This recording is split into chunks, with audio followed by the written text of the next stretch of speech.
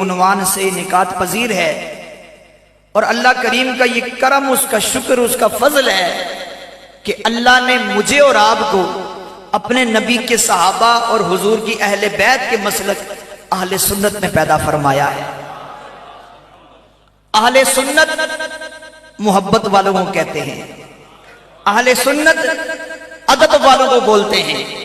اور اہل سنت ان کو کہتے ہیں جن میں سے رب نے اپنے ولیوں کو چنا ہے۔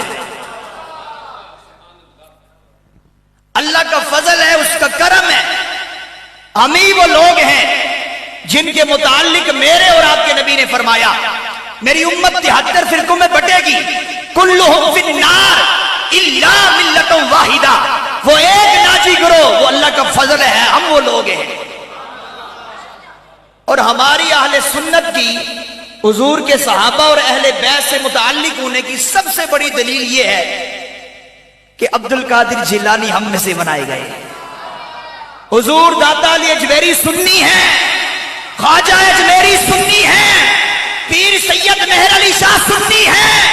امام اہل سنت احمد رضا سنی ہے۔ یہ اللہ کے اتنے بڑے بڑے ولیوں کا سنی ہونا